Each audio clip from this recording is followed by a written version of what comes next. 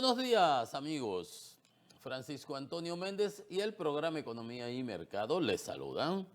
Este lunes 25 de mayo del 2026 con 26 grados Celsius aquí en la Julia, Distrito Nacional.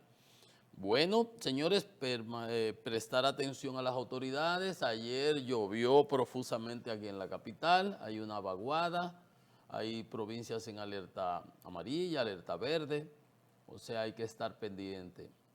Yo estuve en una actividad ayer y cuando terminó iba a salir el aguacero. Duramos casi las personas que estamos ahí como hora y media para salir. Y cuando salí, ya ustedes saben, los charcos y las inundaciones, las redes presentaban muchísimas avenidas anegadas, completamente inundadas. Entonces por eso hay que estar pendientes, informados. Yo salí, dejé el paraguas en el vehículo y todo el mundo le pasó lo mismo porque hasta yo hice el comentario, era en el Centro Olímpico. Y están remodelando todo eso, lo están por los juegos estos que vienen, están haciendo unos trabajos muy ambiciosos, han construido, yo no sé si acabarán, tendrán tiempo de terminarlo, porque no solamente en lo que es la vía del interior, yo me conocí el Centro Olímpico como la palma de mi mano, pero le han metido a eso edificios van y edificios vienen, y bueno, eso era un pulmón, ya quedan no sé qué proporción se le habrá mutilado de los árboles que habían ahí, pero bueno, eh, lo que decía era que están construyendo cantidad de instalaciones ahí dentro, adicionales a las que habían, y ya uno hasta se pierde ahí dentro cuando sale, y esto lloviendo, una vez viendo un juego de basquetbol de noche salí por el lado que no era y se me perdió el vehículo, no sabía dónde había dejado, no lo encontraba y lodo por todos los lados. Bien, pero me parece que le va a quedar muy bonito la remodelación, los juegos, ojalá y se termine, y tiene que terminarse a tiempo porque eso debe estar planificado, pero ve que mucho el trabajo que se está haciendo ahí. Eso es importante, eso queda, esas inversiones quedan. Y eso es lo que los gobiernos tienen que apostar, dejar un legado, dejar trascendencia, elevarnos en los estadios del desarrollo. Cuando, por ejemplo, en mi pueblo natal, en San Juan, la cancha que había era en el liceo. Y hoy cuando los comunistas, los del FEFLA y eso se metían en que le cogían, nos quitaban los aros. Y no teníamos dónde jugar. La historia es así. Entonces teníamos la cancha del colegio, Padre Guido, donde yo estudié primero la primaria. Y ahí en la tarde pues hacíamos mucha bulla y la monja nos mandaron a quitar los aros. Entonces no teníamos dónde jugar. Ahí empecé yo a jugar fútbol, porque el fútbol nada más es una sabana lo que tú necesitas. Después, la cancha que se hizo ahí en la escuela frente a la bomba, esa la hicimos pidiendo en los colmados y en las tiendas, en las calles. Y el amigo, mi querido amigo, el difunto Ulises Vargas, el ingeniero Ulises Vargas, nos dirigió a todo y la hizo esa cancha ahí. Pedimos y recolectamos, bueno, y esa cancha, ahora hay un techado, ahora hay techados y todo. Y en los pueblos y en las provincias, pero antes yo nada más recuerdo que cuando venía aquí a estudiar a la universidad era en el de San Lázaro ahí, creo que no estaba ni siquiera el de Mauricio, ahí en Jobo Bonito que lo hizo el presidente Balaguer, y el Centro Olímpico, ¿verdad? Entonces los gobiernos son muchas cosas, esos legados, esas obras de desarrollo que nos van elevando en los estadios, para adelante, hacia adelante. No, no es que no está mal que nos veamos y nos comparamos siempre con Suiza y eso, para muchas cosas, pero nos comportamos a veces como salvajes. Pero bien, porque hay que ir educando no solamente la parte material, sino también la parte cívica, informativa y educativa. Pero bueno, ojalá y quede muy bien. Mira el malecón. El malecón está muy bonito, es una obra que hizo la alcaldesa Carolina. Esto está muy bello. No he ido a caminar por ahí, pero lo veo cada vez que paso. Estoy loco por ponerme los patines para montarme y a dar vuelta por ahí. Pero no, estoy un poco retirado con relación a eso. Entonces, esas son cosas importantes. Esas son cosas que trascienden a una gestión y benefician a la colectividad. Un parque, una guardería, un lugar de recreación comunitario. No todo el mundo tiene dinero para ir a meterse a un colmadón, o a un restaurante, o a un teatro, a un cine. Entonces tienen que tener lugares de esparcimiento y de esos tienen que ocuparse los gobiernos, los estados, velar por el bien de todos. Eso es igualito a como un cuento que hay de un famoso millonario, un señor de esos que acumuló gran fortuna y los hijos tienen emporios y eso, que le decían que cuando se cayó un chele, un centavo, le cayó un chele, lo agarraba y decía, no, es que al chele hay que protegerlo porque el peso se cuida solo. Es igual que en la sociedad. El que tiene el Club Naco, el que tiene el Country, el que tiene la Casa España, el Arroyo Hondo y los clubes el de clase media, media alta y alta, tiene sus lugares de esparcimiento. Entonces, ¿qué le cuesta, qué le toca al Estado? Pues ir en auxilio, en apoyo, en solidaridad, en soporte de los que no tienen esos lugares, que tengan canchas, que tengan espacios donde disipar, donde compartir, donde puedan estar con mínimos gastos. Y es complicado eso, hay que ser científico de la NASA, tener una maestría en inteligencia artificial, por supuesto que no. Y para una persona que le hacen un parquecito donde puede pasarla, sentarse y bien y acomodado, ese es el Central Park de él. Para ellos ese es el Central Park. Porque todo es relativo. Todo es muy relativo. Entonces, nada, prestar atención a las informaciones de las autoridades porque hay una vaguada y entonces va a seguir lloviendo.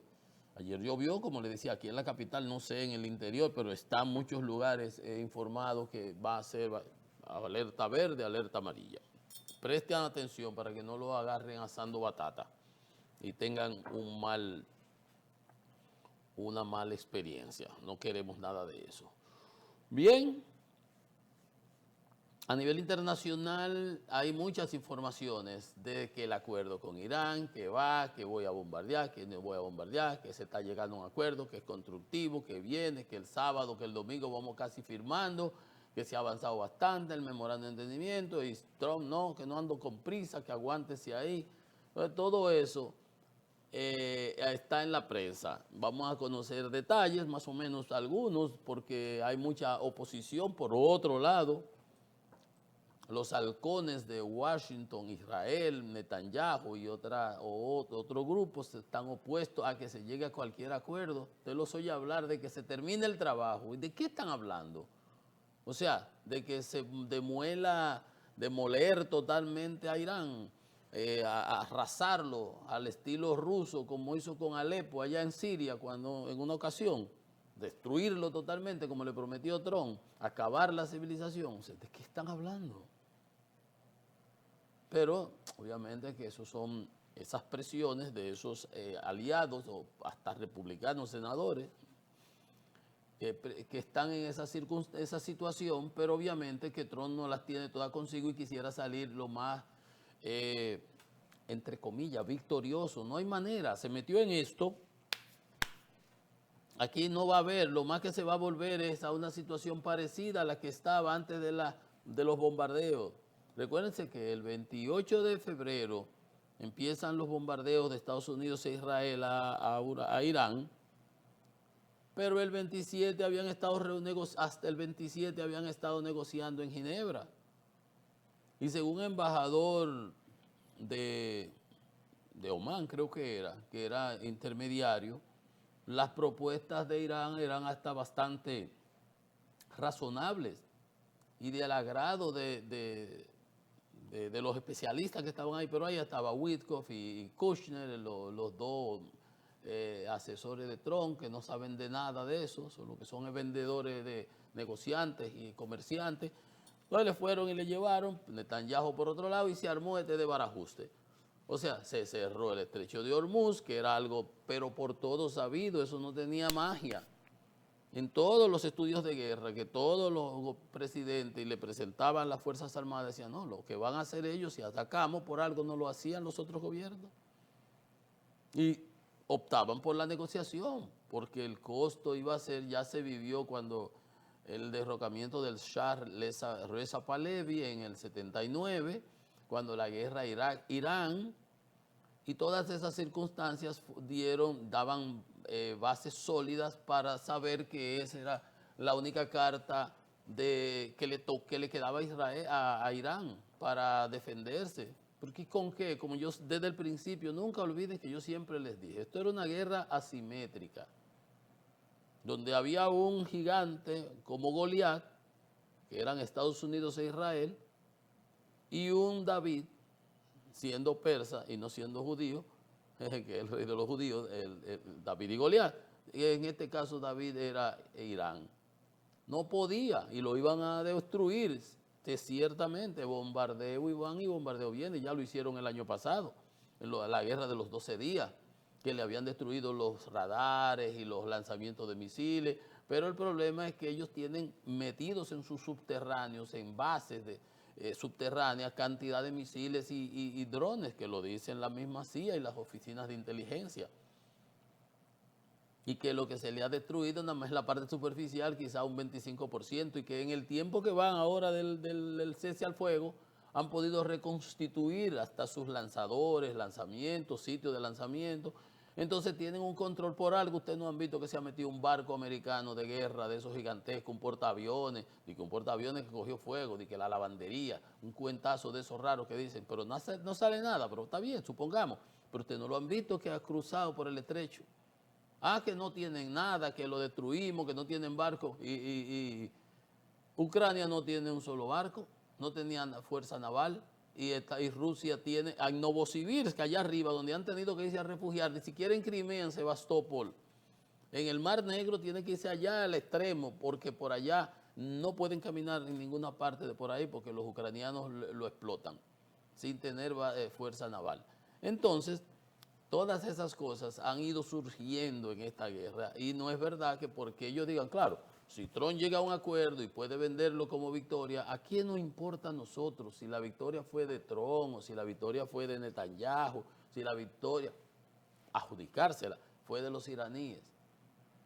A nosotros lo que nos importa a la comunidad internacional, a los americanos, a los dominicanos, a todo el mundo, es que se abra el bendito estrecho de Hormuz, que se restablezca el paso de los buques para que todo vuelva a la normalidad, una normalidad que se logrará no menos de 6 meses.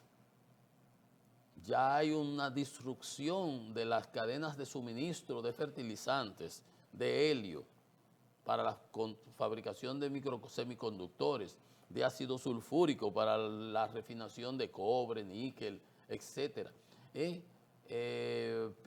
La Ras Afnur, la refinería que recibió unos bombardeos y tiene una proporción importante de su capacidad, la más grande del mundo, refinería de producción de gas natural, fuera de servicio, que le tomará años, 3, 4, 5 años restablecerla.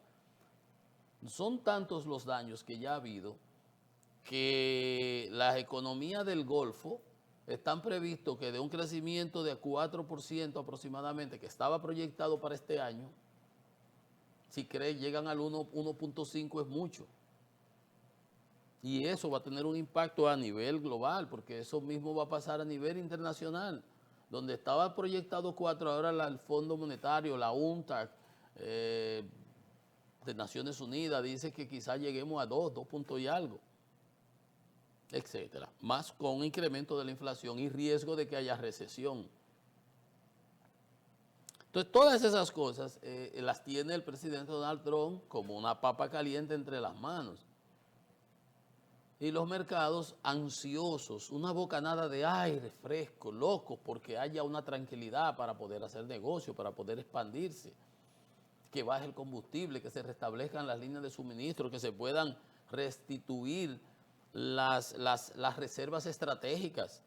Le decía el viernes, no sé si recuerdan, 17 millones de barriles habían caído las reservas estratégicas, aquellos 170 millones. ¿Ustedes se recuerdan cuando en una ocasión para ver si controlaban algo de los precios de los combustibles? ¿Sí? Los inventarios de combustible de las reservas estratégicas, recuérdense que en una ocasión metieron 170 millones de barriles de 450 que la agencia internacional a nivel global para tratar de controlar. Los otros días le quitaron en Estados Unidos el impuesto federal, 0,16 centavos, 0,25 a los gasol, creo que era, para ver que no suban, pero como quiere está 4,50 y ayer estamos celebrando este fin de semana el Labor Day.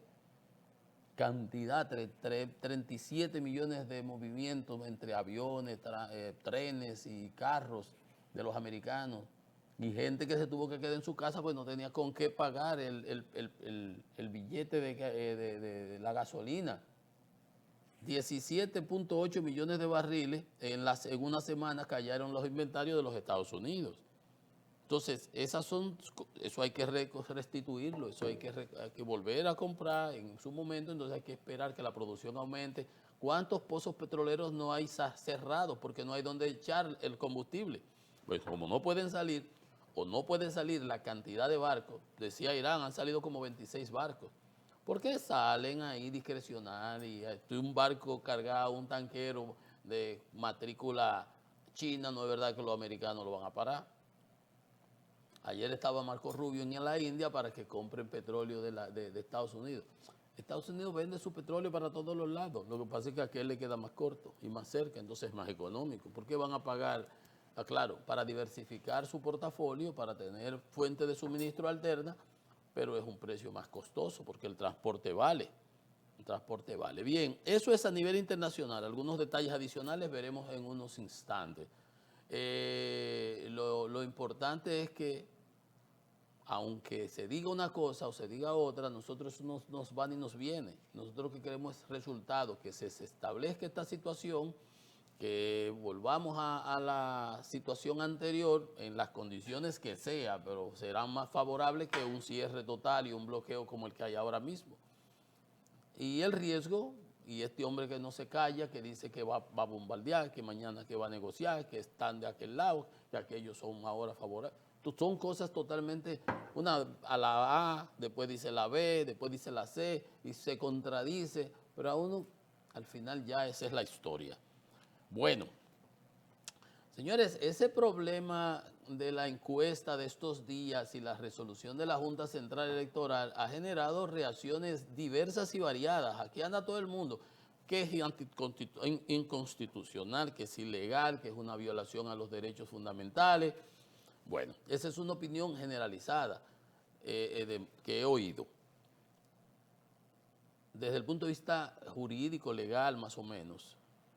Desde el punto de vista de los medios que las están publicando, obviamente alegan violación a la libertad de expresión, excesos, y que la ley dice que solo son 7 días antes de las elecciones, que entonces en el interregno pueden ser publicados lo que sea, ¿no? Es que tenemos libertad de estar informados y un sinnúmero de cosas. Ha habido opiniones, bueno, desde la Fuerza del Pueblo creo que apoyaron la resolución de la Junta, eso fue lo que vi, jueves o viernes. Oí a Danilo Medina ayer hablar, decir que afectaba a la propia credibilidad de la Junta porque el año pasado, para las elecciones del 24, permitieron que se publicaran cantidad de encuestas para posicionar, porque esa es una de las maneras que se usa en el trayecto.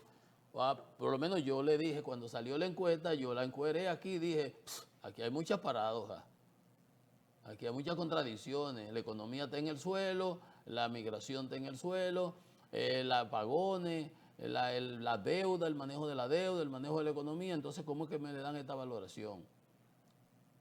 Entonces habían cosas que no concordaban.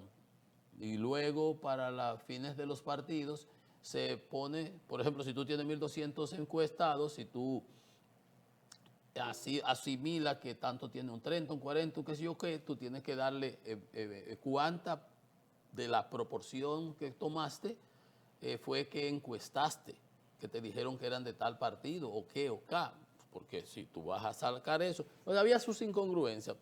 Muchos alegan siempre de que las encuestas se usan para posicionar, para manipular. Es legítimo y eso es parte de la lucha política. Uno les toca pues desenmascararlas. Bueno, el punto es que Danilo decía que el 24 se usaron, que ahora, que la Junta no lo hizo, les responde paliza por otro lado, y hay quienes dicen que se usó como para posicionar que los valores que se usaron para dar los datos entre los partidos, muestra que bueno, el PRM viene de capa caída, eh, por lo menos con los valores que tenían otras encuestas, aunque esta es la primera de esta y con estos nuevos dueños, entre comillas, contratantes, por lo cual no es válido sumar peras y manzanas. Habría que esperar las de esta misma y la misma serie, pero en otras también se ve que hay un... Y lo que muchos entendían es que con esa mala valoración que se le ha dado en todos los aspectos cruciales de la encuesta a la administración oficial, a este gobierno, apareciera todavía con esos números que presumiblemente, algunos entienden, pudiera ser hasta menor la valoración, pero bueno, las opiniones van en ese sentido. Las opiniones van en ese sentido. Si es violatorio a la Constitución y a las leyes, lo que ha hecho la Junta, según lo que se interpreta por las declaraciones de Medina, se está haciendo como para no, según dice Danilo Medina, prohíben que se publiquen encuestas porque los números cada día van a ir peores para el gobierno. Una posición un poco subjetiva. Hay otros que dicen que en la encuesta lo que se hizo fue inflar los números del propio partido del presidente Medina, de Danilo, del PLD. Ese es el debate político. Vamos a ver dónde queda todo esto. Ahí está la opinión, paliza, porque también Churchill la femme, como dicen, ¿quién se beneficia del crimen? Están tirando de los molinos. Danilo Medina dice eso, paliza sale defendiendo que en la Junta estaban los partidos, que ellos participaron, yo no sé, como que le gustó que se publicara, que se suspendiera lo de la encuesta. Vamos a ver. Porque también hay veces que hacen como el doctor Merengue, yo digo A, pero en realidad por detrás es B. Estoy mostrando una cara, pero no es lo que me parece a mí que yo quisiera. Pero nada, no tenemos cómo controlar eso. A los números nosotros los encueramos, como le hacemos a los del Banco Central y a cualquier otro tipo de números cuando no tienen coherencia, como nos parezca a nosotros. Entonces, legítimamente. Un problema, pero ya eso es algo que está entre los temas legales, no sé si ellos le llevarán al constitucional, pero ya ustedes oyeron las opiniones más o menos de los partidos. Muchos apoyan la prohibición, otros están en desacuerdo. También siguen los desacuerdos dentro del PRM con el asunto de selección por consenso de las autoridades, si lo prorrogan, y otros quieren votaciones, entonces primarias. Y ahí no se acaban de poner de acuerdo. A lo que ahora están apelando o señalando es que posiblemente van a reformar los estatutos. Ellos tienen experiencia en eso, el oficialismo, porque anteriormente modificaron los estatutos para permitir la reelección del presidente Abinader. Y me parece que fue hasta inteligente porque realmente si Abinader era el activo más importante, el presidente en ejercicio, y por medio de la Constitución se le permitía una segunda postulación y reelección, que es lo que hacían esos estatutos diciendo que no se podía. Obviamente parecía que eso fue, fue una decisión sabia y reformularon sus estatutos. Pues quizás ahora están tratando, según veo, siguen los desacuerdos dentro del PRM y la propuesta que hay es de reformular los estatutos, pero eso tiene que ir como que a la comisión ejecutiva, a una comisión de estatutaria, qué sé yo qué, pero no se ha llegado ahí. Pero fíjense ustedes La idea es extender el periodo porque era por 4 años, según el artículo 152 de sus estatutos. Entonces, para poder que sigan ahí después de 4 años, tendrían que extenderlo. Y el artículo 21 tendrían que modificarlo. El 652 y el 21 habla de que se tendría que justificarse por algo de fuerza mayor. Yo me reía cuando se daba la información de que, bueno, por la cosa de Irán, bueno, la otra vez por la guerra de Ucrania, y cuando el COVID era por el COVID, que se planteó desde el gobierno, desde cuando Danilo, de que no hubiera ni elecciones, hubo juristas, porque se prestan para todo, siempre aparecen. Por eso yo lo señalo, lo que ellos dicen, pero no me involucro mucho, pues lo dejo ahí, más o menos para que sea de conocimiento general.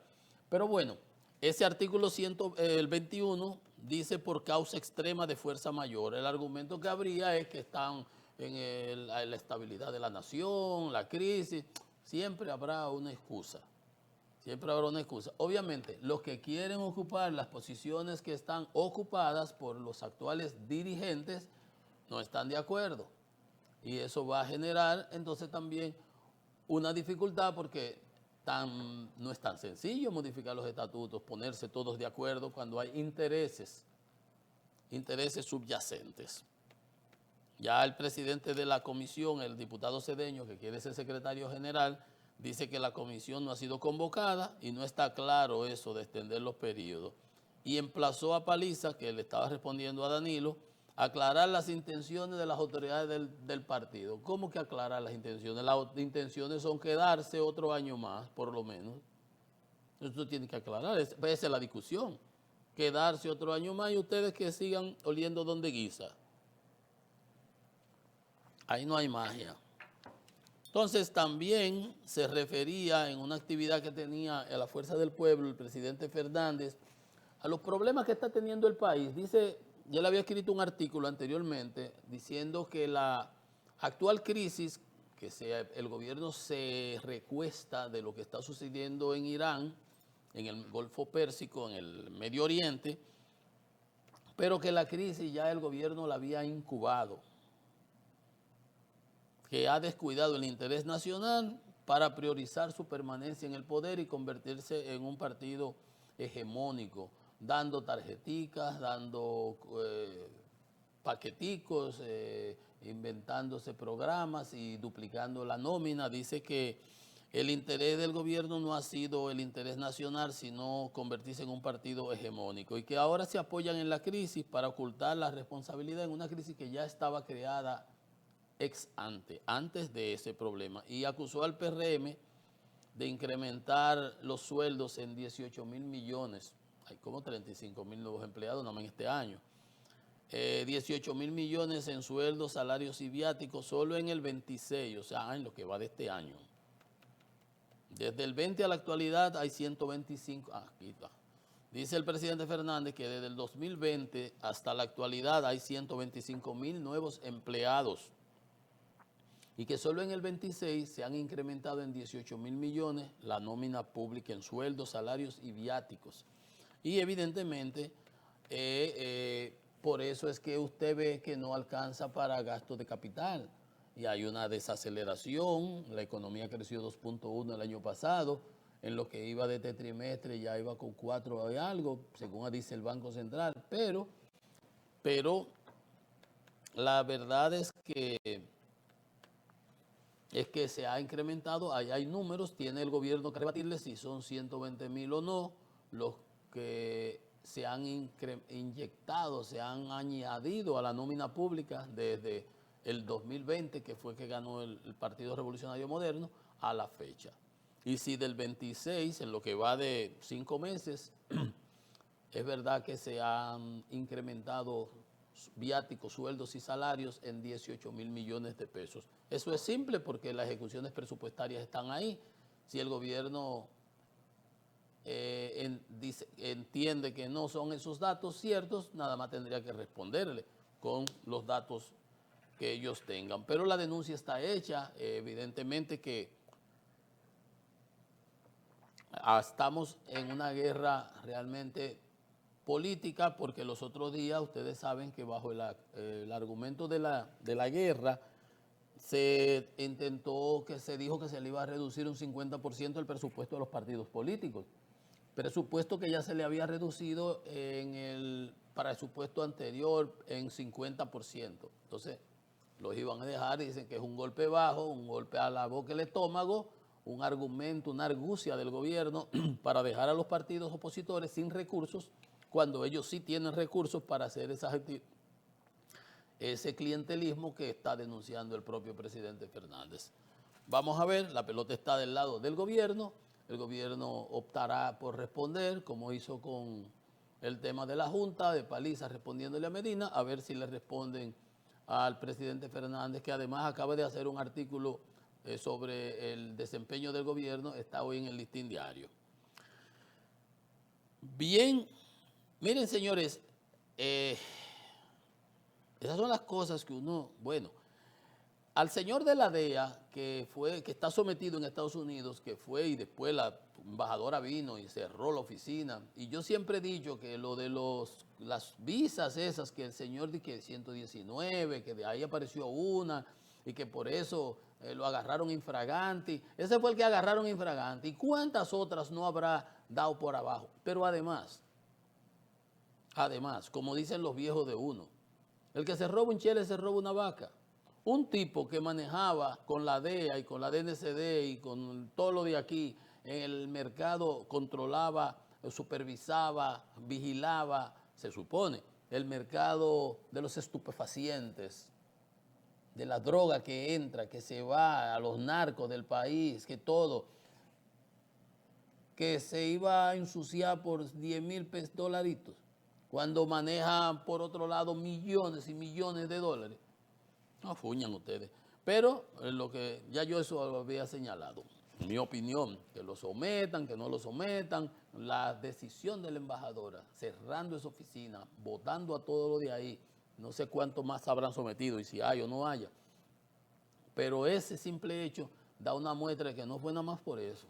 Era más de ahí la cosa. Pero bien, lo estoy mencionando al señor Melitón Cordero, que lo habían condecorado con la orden del mérito de Duarte Sánchez y Mello, un delincuente, con el grado de gran caballero, de grado de caballero.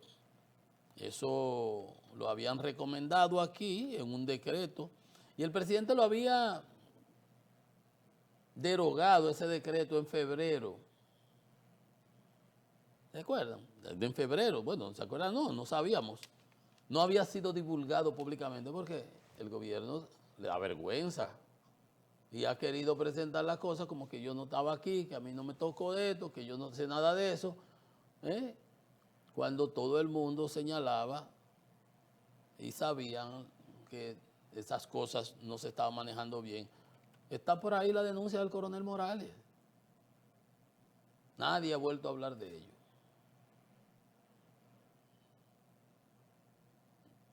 Pero lo querían cancelar y no lo pudieron ni siquiera tocar. Señores, ¿qué es lo que vamos a hacer con estos pro-haitianos y haitianos? Metido aquí. Oigan unos aquí, el grupo reconocido, ¿será porque vieron que anda Juan Bolívar por ahí presentando libros y vainas que se habrán reactivado? Salieron con una manifestación, dominicanos somos, si yo no soy dominicano, Abinader tampoco, pero qué descarados, qué desfachatez. Si sus padres eran haitianos, ustedes son haitianos. Si usted nació aquí porque vino para acá, es como que usted llegue a mi casa y se mude en mi casa. Si usted no pertenece a esa casa, usted no pertenece a esa casa. Si usted estaba ilegal aquí, si usted no tenía la sentencia 168.13, lo dijo. Se le hizo la sentencia, la ley aquella 169.14 de Danilo Medina y Montalvo para darle la visa, darle la residencia a ustedes, la nacionalidad, obligado por la comunidad internacional a un grupo. Todavía andaba Juan Bolívar con 50,000 por ahí, ahora salen ellos de nuevo, al denunciar que a 12 años de su promulgación miles de personas aún enfrentan dificultades para obtener documentos de identidad. Y el embajador gay, aquel que fue, que le quitó la visa a Roberto Rosario, que ahora sale y se dan a conocer, la nueva embajadora dice cómo se usaba el argumento de la visa para señalar personas y eso, y a él se lo quitaron a Rosario, a Roberto Rosario en la Junta Central Electoral, porque no quería documentar esos haitianos como quería el Brewster aquel, el gay este, que puede ser lo que él quiera, eso no es problema de nosotros. Entonces, fíjense ustedes dónde llegan estos. Los otros días, ¿qué decía yo? Ahí está el gobierno con este canciller firmando una cosa para traer deportados, que no sabemos qué vamos a hacer después con ellos aquí, bajo la supervisión de la Organización Internacional de la Migración, la OIM. Y yo decía, ahorita también viene ACNUR a supervisarlo, los propios enemigos, los que aupan a estos. Mírenlo aquí cómo se empoderan estos haitianos. No somos extranjeros ni inmigrantes, nacimos aquí, no nos vamos a ir de aquí. Ustedes habrán nacido aquí, pero ustedes no son dominicanos. Porque ustedes no tienen el derecho de ser dominicanos, porque sus padres son haitianos, porque sus padres estaban aquí de manera irregular. Simple, ustedes no lo son. Aseguran que muchas personas de ascendencia haitiana continúan enfrentando detenciones y deportaciones. Las deportan porque son haitianas. Su reclamo está sustentado en la Constitución Dominicana, vigente al momento de su nacimiento. Eso es lo que ellos querían, meternos a todos nosotros por ojo, boca y nariz. Ya nosotros nos cruzamos para acá, ya nosotros nacimos aquí, nosotros somos dominicanos. No, ustedes no son dominicanos. Ustedes son haitianos que vinieron para acá y que nacieron aquí, pero nosotros no tenemos el jus soli, como en Estados Unidos. Nosotros tenemos, al igual que ustedes, el jus sanguini. Hijo de gato, caza ratones. Hijo de haitiano es haitiano. Hijo de dominicano es dominicano. Usted no es dominicano. Simple. Abinader es dominicano. Ustedes no son dominicanos. ¿Qué es lo que se quieren untar? Y los padres de Abinader eran dominicanos. Ahora ustedes que llegaron aquí irregular y se metieron aquí igual que muchos que vienen. Todo el que pase por aquí entonces que yo soy dominicano. No, ustedes no son dominicanos. Punto. Vamos a una pausa.